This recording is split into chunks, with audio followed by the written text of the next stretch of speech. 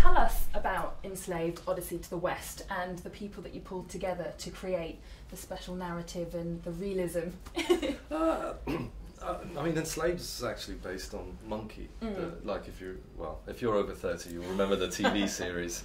But I've discovered that that's actually based on a 400-year-old Chinese novel. Yeah. And it's about two characters, Monkey and Tripitaka. And so what we thought was, let's do a drama. Let's do like an actual character drama between two people over the course of this massive adventure. Because you don't get that in games, you get that in films. Yeah. And to do that, you need good actors. Andy's the most prominent motion capture actor and one of the greatest character actors we have. We wanted to make the game feel like you're playing through a movie. Like a big action movie, and so we got a screenwriter in Alex Garland, who's actually a big gamer, and he just wanted to make a game. And then Nitin Sawhney, we worked on our last project, who's scored lots of movies and things, and so it's a bit of a dream team. It's very rare that you get kind of people from all these different industries working together. So when coming up with a game idea, like you mentioned that you wanted to create a relationship between two characters and involve it in a game. Where does that inspiration come from, I guess? Like one of the series I really liked on telly was Moonlighting with Bruce Willis and Sybil Shepherd. Like the banter that you get between them, and will they, won't they, will they, won't they? That kind of thing was really cool, and you see a real growth. Like because Monkey's like he's a loner. He's a grumpy kid. He's a grumpy loner. Yeah. He doesn't like people. No. And Trip is like from a community where it's all about the community and the people and helping other people and stuff. And the journey is as much about their inner journey, like Monkey softening, and she hardens, and you get this kind of interesting change in their relationship. Yeah, it's really interesting to see that relationship between each other, because sometimes when you play games, you are the lone character and you've got your mission that you've got to do, and it's quite nice to see the sort of element of teamwork, I guess. Yeah. So no, in gameplay-wise, they can't do this thing without each other, because he's the violent brute. He's the mech basher, and she's although she's not a fighter, she's like tech savvy, and she can do a lot of stuff that he can't. And so the game becomes a kind of like a puzzle where she does her bit, you do your bit, and you've got to work together to overcome the odds. And dramatically, that has a purpose as well, because it's bringing these guys that don't like each other closer and closer together.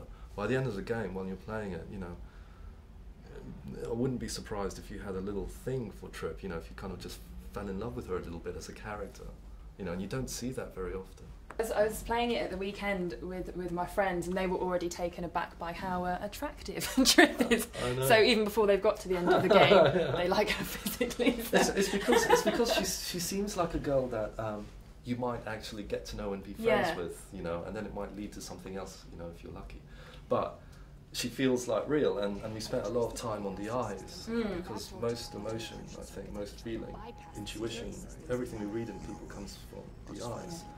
And so that's why we employed a performance capture. We captured not just the voice, but the actual performance, the facial performance, the body language.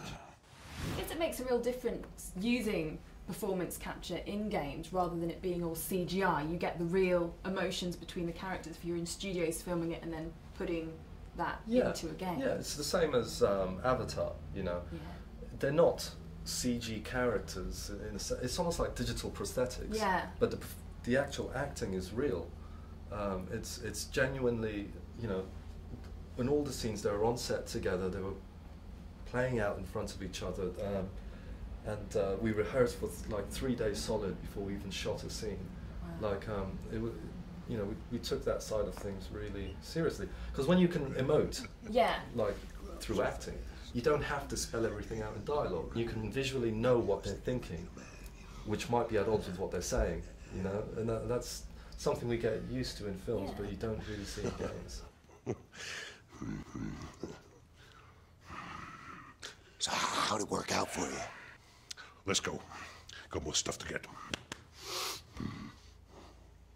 Everyone that's on this project is on board because they believe that games should be a storytelling medium.